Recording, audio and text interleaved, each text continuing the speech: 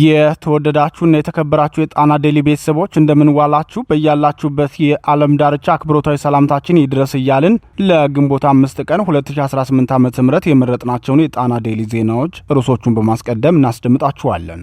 የአማራ ክልል በጦርነት በስደትና በኢኮኖሚ ውድቀት እየታመሰ ባለበት ወቅት ለ9 ሚሊዮን ሰዎች የሥራ ዕድል ፈጠርኩ የሚለው ያረጋ ከበደ መግለጫ ቁጣ ቀስቅሷል። ተቋማት ተዘግተው ወጣቶች ለስደትና ለጦርነት ተዳርገው ባሉበት ሁኔታ የቀረበው ይህ ቁጥር ከእውነታው የራቀ ነው ተብሏል። የክልሉ እውነታና የባዲን ሪፖርት ፍጹም ተቃራኒ ሆነው ቀርበዋል። በዝርዝር የምሰሙት ቀዳሚው ዜናችን ነው። በሰሜን ወሎ ዞን በተካሄደ የህዝብ ውይይት ተሰብሳቢዎች ምርጫውን የግፍ ስርዓት ማጽደቂያ በማለት አጥብቀው ተቃውመዋል። የአፋብን ምኒልክ ዕዝ 106ኛ ኮር ከህዝቡ ጋር ባደረገው ውይይት የትግሉ አቅጣጫና የአማራ ህዝብ የወደፊት ዕጣ ፈንታ ላይ ሰፊ ሀሳቦች ተሰጥተዋል። ፋኖ የኛ ልጅ ነው ያሉት ተሰብሳቢዎች በተለይ በጦርነት ቀጠናዎች ያለውን የህዝብ ሰቆቃ በስፋት አንስተዋል። ይደመጣል። ከ50 በላይ የአማራ ፖለቲከኞች፣ ጋዜጠኞችና ምሁራን ከቂሊንጦ ወደ ቃሊቲ በድንገት መዛወራቸው ከፍተኛ ስጋት ፈጥሯል። ብልጽግናው የጸጥታ ስጋት ቢልም ተንታኞች ግን እርምጃው በህሊና እስረኞች ላይ የታቀደ ጫና እንደሆነ ይገልጻሉ። የታዋቂ ፖለቲከኞችና ጋዜጠኞች መታሰር ራሱ የምርጫውን ታማኒነት እያጠፋ መሆኑ ተጠቁሟል። ሰፊ ዘገባ ይዘንበታል። በኢትዮጵያ ሱዳን ድንበር ውጥረት እየተባባሰ ባለበት ወቅት በማንኩሽ አቅራቢያ በህዝብ አውቶቡሶች ላይ በተፈጸመው ጥቃት ከ20 በላይ ንጹሃን ተገድለዋል። አውቶቡሶቹ ሙሉ በሙሉ ተቃጥለው በርካቶች ከባድ ጉዳት ደርሶባቸዋል። በሌላ በኩል የሱዳን ጦር በድንበር አካባቢ የወታደራዊ እንቅስቃሴውን እያጠናከረ ሲሆን ቀጠናው ወደ ሰፊ ግጭት ሊገባ ይችላል የሚል ስጋት አይሏል። ታደምጡታላችሁ። ዩኤኢ በኢራን የነዳጅ ማጣሪያ ላይ የፈጸመችው ጥቃት የቀጠናውን የጂኦፖለቲካ ሚዛን እየቀየረ ነው። እስራኤል የአይረንዶም መከላከያ ስርዓትን ወደ አቡዳቢ መላኳ ግጭቱ ወደ አዲስ ደረጃ መሸጋገሩን አመላክቷል። በአሜሪካ እስራኤልና ዩኤኢ መካከል የተፈጠረው አዲስ የደህንነት ጥምረት ኢራንን በቀጥታ የሚገዳደር ኃይል ሆኖ ታይቷል። ዓለም አቀፍ ዘገባችን ነው። ሰዓቱን ጠብቆ ይቀርብላችኋል። የተወደዳችሁና የተከበራችሁ የጣና ዴሊ ቤተሰቦች እነዚህንና ሌሎች ዜናዎችን ይዘናል። እስከ ፍጻሜው አብራችሁ እንድትቆዩ እየጋበዝን ወደ ዝርዝር ዜናዎቹ እናልፋለን።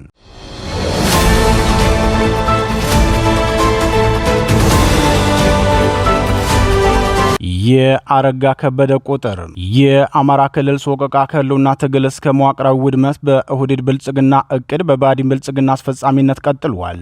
የባዲኑ ብልጽግና አይኑን ጨፍኖ በአማራ ህዝብ ላይ ስላቅ በሚመስል መልኩ ባለፈው ዓመት ለ9 ሚሊዮን የክልሉ ዜጎች የሥራ ዕድል ፈጠርኩ ማለቱ አስገርሟል። ቁጥር ላይ በተደጋጋሚ በመድፈር የሚታወቁት የኦህዴዱ ሹማቶ አረጋ ዛሬም ታምር የሚያስብል ቁጥር ደፍረዋል። ከ80% በላይ የሚገመተው የክልሉን አካባቢ ለፋኖ አስረክበው በይልቃል ከፋለ ፊርማ ክልሉን ለኦህዴድ ብልጽግና ሰራዊት አስረክቦ ተቋማትን ዘግቶ በፋኖ የተያዙትን ቦታዎች ደሞዝ ከልክሎ በሚሊየን ስራ የነበራቸውን ስራ ነስቶ ቤተሰብ የበተነው የአረጋ ከበደ ባዲን ብልጽግና ለ9 ሚሊዮን የክልሉ ዜጎች የሥራ ዕድል ፈጠርኩ ብለዋል። ምናልባት ትምህርት ቤት ዘግቶ ነፍጥ እንዲታጠቁ ያስገደዳቸው በረሃ አቋርጠው ወደ አረብ ሀገር ለመሄድ ያሳና የጥይት እራት የሆኑት በድሮን የጨፈጨፋቸው በአደባባይ የገደላቸውና ቤት ዘግቶ የገደላቸው የአማራ ዜጎች አቶ አረጋ የጠቀሱ ቁጥር ሊገልጽ ይችል ይሆናል። ባለፉት ጥቂት ዓመታት በአማራ ክልል የታየው ሁለንተናዊ ቀውስ የህዝቡን ማህበራዊና ኢኮኖሚያዊ መሰረት ከማናገቱም በላይ ክልሉን ወደማይቋረጥ የደም አዙሪት ውስጥ ከቶ ያረጋ ከበደ ባዲን ግን ለ9 ሚሊዮን ዜጎች የሥራ ዕድል ፈጠርኩ የሚል መግለጫ ሲያወጣ፣ በሌላ በኩል ግን ክልሉ በከፍተኛ የጦርነት ቀጠናነት እየታመሰ ይገኛል።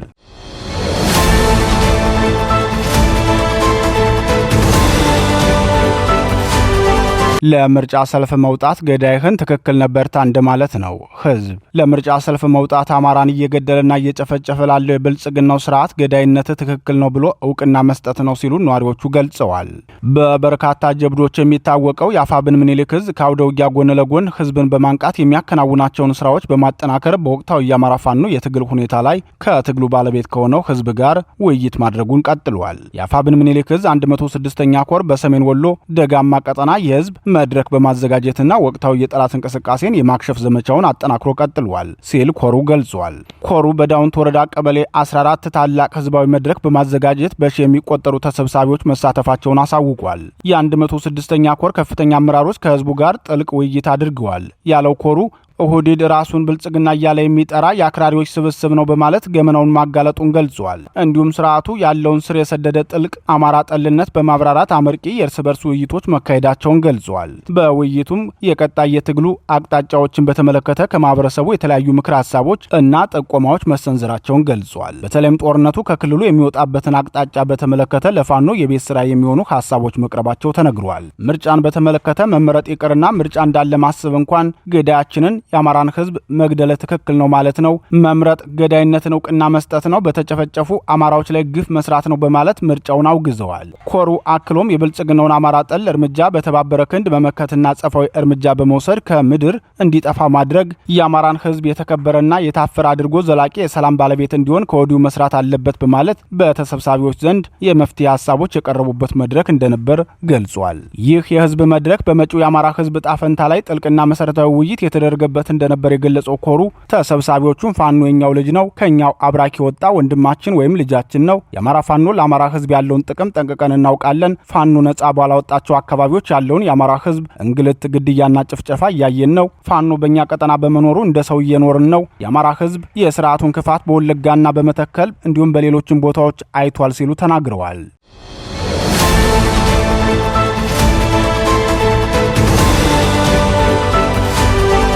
የቄሌንጦ አደገኛ ሴራ ተጋለጠ። ምርጫን ሰበብ በማድረግ በማንነታቸው ምክንያት ብቻ ማረሚያ ቤት በአገዛዙ እየተሰቃዩ በሚገኙ የሌና እስረኞች ላይ ጥቃት ለመፈጸም መታሰቡን የብልጽግናው ብሔራዊ መረጃና ደህንነት ደርሼበታለሁ ብሏል። በዚህም ምክንያት በትናንትናው ዕለት ከቂሊንጦ ወደ ቃሊቴ እንዲዛወሩ መደረጉን ጣና ዴሊ ሰምታለች። የፖለቲካ ኪሳራው ማሳያ የነቁትን የአማራ ብሔር ተወላጆች በማሰር የሚካሄድ ምርጫና በእስረኞች ላይ ያጣለው የጥቃት ስጋት መነጋገሪያ ሆኗል። የአንድን አገዛዝ የፖለቲካ ኪሳራና ፍጹም ውድቀት ከሚያሳዩ ትልልቅ ማሳያዎች ውስጥ አንዱና ዋነኛው በሐሳብ የሚሞግቱትን የነቁትንና የበቁትን የህብረተሰብ ክፍሎች ወደ ማረሚያ ቤት ዘግቶ ምርጫ አድርጋለሁ ብሎ ማነሳቱ ነው ሲሉ ተንታኞች ይሞግታሉ።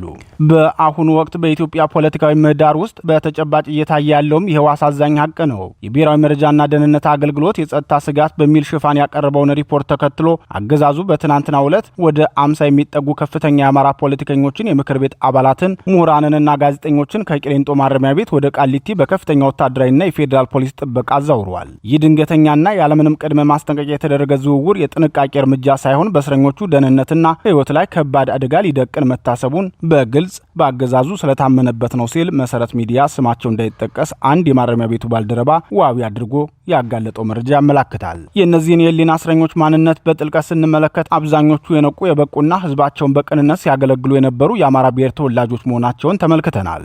አቶ ዮሐንስ ቦያለው፣ አቶ ክርስቲያን ታደለ፣ ዶክተር ወንዶሰን አሰፋ፣ ጋዜጠኛ ጎበዜ ሲሳይ፣ ዶክተር ካሳ ተሻገር፣ ዶክተር ጫኔ ከበደ፣ ፕሮፌሰር ሲሳይ አውግቸው፣ ዶክተር ግብረአብ አለሙና ጋዜጠኛ ዳዊት በጋሻውን የመሳሰሉ አንቱ የተባሉ የህዝብ ድምጾችንና የፖለቲካ ምሰሶዎችን በማሰር የሚካሄድ አገር አቀፍ ምርጫ ከጅምሩ ህጋዊነቱን ያጣ ነው። እነዚህም ብሩህ አእምሮዎች በሽብርተኝነት ክስ እያሰቃየ ለዲሞክራሲያዊ ምርጫ ዝግጁ ነኝ ማለት ያገዛዙን የፖለቲካ ኪሳራ ቁልጭ አድርጎ የሚያሳይ የውድቀት ማረጋገጫ ነው የሚሉ በርካቶች ናቸው። ለዚህ ድንገተኛ ዝውውር እንደ ዋና ምክንያት የቀረበው በምርጫው ወቅት ብጥብጥ ቢነሳ እነዚህ ታዋቂ እስረኞች ትኩረት ሊሆኑ ይችላሉ የሚለው የደህንነት መረጃ እጅግ አደገኛና መሰሪ ሴራን ያዘለ እንደሆነ በመረጃው ተገልጿል። አገዛዙ ይህንን መረጃ እንደ ሰበብ በመጠቀም ምርጫውን ተከትሎ ሊነሳ ይችላል በሚል የጸጥታ ችግር ሽፋን በእነዚህ ታዋቂ እስረኞች ላይ ማንነትን መሰረት ያደረገ ጥቃት ለመፈጸም መታቀዱ የብልጽግናውን መንግስት አስደንግጧል። ከከተማ ዳርቻ ወዳለው መሃል ከተማ አምጥቶ ከማረሚያ ቤት መደበኛ ጥበቃ ውጭ በመከላከያ ሰራዊትና በፌዴራል ፖሊስ ጥምር ኃይል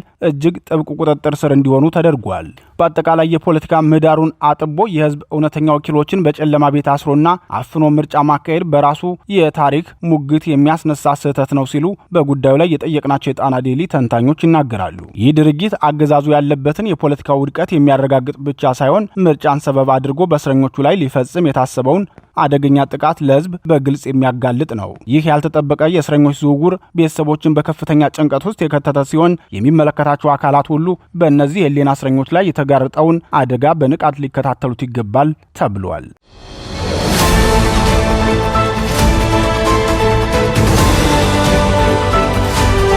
ከሱዳን የተነሳው ታጣቂ ቡድን ከ30 በላይ ንጹሃንን ህይወት አጠፋም። አውቶቡሶቹ ሙሉ በሙሉ ተቃጥለዋል፣ በርካቶቹም ጉዳት ደርሶባቸዋል። በኢትዮጵያና ሱዳን ድንበር አካባቢ እየተደረገ ያለው ውጊያ ቀጥሏል። ጦሩ ስትራቴጂካዊ ከተማዋን ተቆጣጥሯል።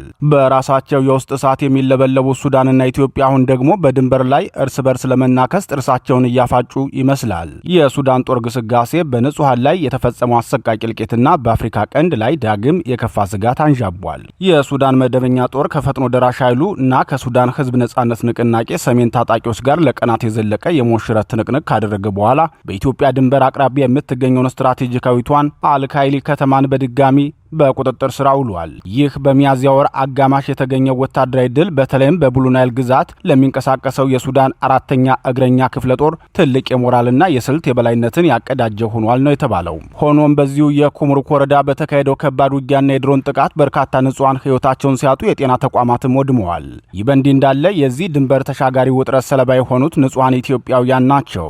በሱዳን መንግስት የትጥቅና የስንቅ ድጋፍ ይደረግለታል የሚባለውና የቤንሻንጉል ነጻ አውጪ ነኝ ባዩ ታጣቂ ቡድን የግንቦት 5ቱን ውብ ማለዳ ወደ አሰቃቂ የደም ጎርፍ ቀይሮታል። ከአሶሳ ወደ ግልገል በለስ በመጓዝ ላይ በነበሩ ሁለት የህዝብ ማመላለሻ አውቶቡሶች ላይ ማንኩሽ ከተማ አቅራቢያ በተከፈተ ድንገተኛና ጭካኔ የተሞላበት ጥቃት ከ20 በላይ ንጹሃን በግፍ ተገድለዋል። ከ30 በላይ የሚሆኑት ደግሞ ከባድና ቀላል ጉዳት አስተናግደዋል። አጥቂዎቹ የሰዎችን ህይወት ከመቅጠፍ አልፈው አውቶቡሶችን ሙሉ በሙሉ ማቃጠላቸው ተዘግቧል። የሁለቱ ሀገራት ውጥረት የቃላት ጦርነት ብቻ መሆኑ አክትሞ ወደ ተጨባጭ ወታደራዊ ፍጥጫ እየተሸጋገረ ይገኛል። የሱዳን መደበኛ ጦር በአወዛጋቢው የአልፋሽጋ በምስራቅ ገላባትና በባሱንዳ አካባቢዎች ከፍተኛ ቁጥር ያለው ተጨማሪ ጦር ከመቼውም ጊዜ በላይ አከማችቷል። በተለይም የጸረ አውሮፕላን መከላከያ መሳሪያዎችን እስከ ማጥመድ የደረሰው የካርቱሙ እርምጃ ሱዳን ለማንኛውም አይነት የኢትዮጵያ የአየርም ሆነ የምድር ጥቃት ራሷን እያዘጋጀች መሆኑን ቁልጭ አድርጎ ያሳያል ነው የተባለው። ይህ እየተፋፋመ የመጣው የቀንዱ ፖለቲካ ዓለም አቀፍ ትኩረትንም ስቧል። የአረብ ሊግ ሱዳን በኢትዮጵያ ላይ ያቀረበችውን ክስ ተከትሎ አስቸኳይ ስብሰባ መቀመጡ የጉዳዩን አሳሳቢነት ያሳያል። የፖለቲካ ተንታኞች እንደሚሉት ሁለቱም ሀገራት በውስጥ የእርስ በርስ ጦርነትና የጸጥታ ቀውስ ውስጥ ተዘፍቀው ባለበት በዚህ አስቸጋሪ ወቅት ይህ የድንበር ላይ ሰጣ ገባ በአግባቡ ካልተፈታ በቀላሉ ወደ ቀጥታ ጦርነት ሊያመራ ይችላል። ይህ ከሆነ ደግሞ መዘዙ ለሀገራቱ ብቻ ሳይሆን ለመላው አፍሪካ ቀንድ ታይቶ የማይታወቅ ቀጠናዊ ትርምስና የከፋ የሰብአዊ መብት ቀውስን ይዞ መምጣቱ አይቀርም ሲሉ በጽኑ እያስጠነቀቁ ይገኛሉ።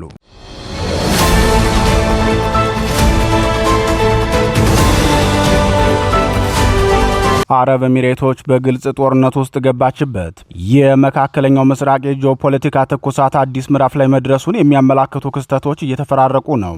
እስካሁን በዲፕሎማሲያዊና በስውር የደህንነት ስራዎች ስትሳተፍ የቆየችው የተባበሩት አረብ ኤሚሬቶች አሁን ላይ በቀጥታና በግልጽ ከኢራን ጋር ወደሚደረግ ወታደራዊ ፍጥጫ ውስጥ መግባቷን የሚያሳዩ መረጃዎች እየወጡ ነው። ይህ ለውጥ በቀጠናው ያለውን የኃይል ሚዛን በእጅጉ የሚቀይር እንደሆነ ይታመናል። ዩኤኢ በኢራን የነዳጅ ማጣሪያ ላይ የወሰደችው የአጸፋ እርምጃ ሀገሪቱ ከዚህ ቀደም ትከተለው የነበረውን የጥንቃቄ ዲፕሎማሲ ወደ ቀጥተኛ ጥቃት መቀየሯን ያሳያል። በላቫን አይስላንድ የሚገኘው የነዳጅ ማጣሪያ መመታቱ ኢራን በኢኮኖሚዋ ላይ የሚደርስባትን ማንኛውንም ጥቃት በከፍተኛ ደረጃ እንደምትፈራው ስለሚታወቅ አቡዳቢ የኢራንን የጀርባ አጥንት ለመንካት መወሰኗን ያሳያል። ይህ እርምጃ አቡዳቢ ከእንግዲህ ለሚሰነዘርባት ጥቃት በዝምታ እንደማትመለከት ለቴህራን የላከችው ግልጽ ማስጠንቀቂያ ነው።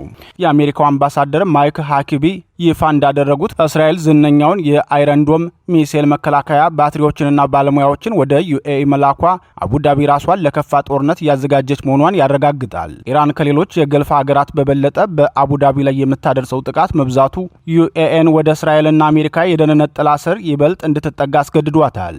ይህ የአብርሃም አኮርድ ስምምነት ውጤት የሆነው ወታደራዊ ትብብር አረብ ኤሚሬቶች በኢራን ላይ ለምትወስደው ማንኛውም እርምጃ የቴክኖሎጂና የሎጂስቲክስ ዋስትና እንዳላት ያሳያል። ፕሬዚዳንት ዶናልድ ትራምፕ ከ10 ዓመታት በኋላ ወደ ቤጂንግ ማቅናታቸው የኢራንን ጉዳይ በዓለም አቀፍ ደረጃ እልባት ለመስጠት የታለመ ትልቅ የዲፕሎማሲ እርምጃ ነው። ቻይና የኢራን ዋነኛ የነዳጅ ደንበኛና የኢኮኖሚ አጋር በመሆኗ ትራምፕ ከቤጂንግ ጋር የሚደርሱት ስምምነት በኢራን ላይ የሚጣለው ማዕቀብ ውጤታማነት ይወስነዋል። ፕሬዚዳንቱ የኢራንን የኒውክሌር ፕሮግራም ለማስቆም የኢኮኖሚ ጫናውን ለመቋቋም ዝግጁ መሆናቸውን መግለጻቸው አሜሪካ ለተባበሩት ኤሚሬቶችና ለሌሎች የቀጠናው አጋሮች ሙሉ ድጋፍ ለመስጠት መወሰኗን ያሳያል ተብሏል። በአጠቃላይ ዩኤኢ በኢራን ላይ የፈጸመችው ጥቃት የእስራኤል መከላከያ ሰራዊት አቡዳቢ ውስጥ መተከሉና የአሜሪካ የዲፕሎማሲ ዘመቻ አረብ ኤሚሬቶች በግልጽ የጦርነቱ አካል መሆኗን ያረጋግጣሉ።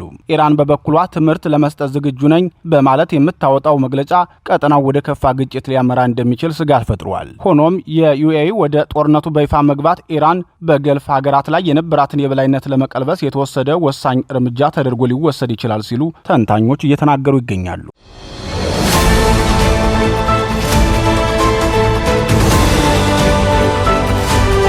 ክቡራትና ክቡራን የጣና ዴይሊ ቤተሰቦች የሰዓቱ ዜናችን የተከታተላችሁትን ይመስል ነበር። ምርጫችሁ ስለምታደርጉ እናመሰግናለን። ተሰናበትናችሁ። ጤና ይስጥልን።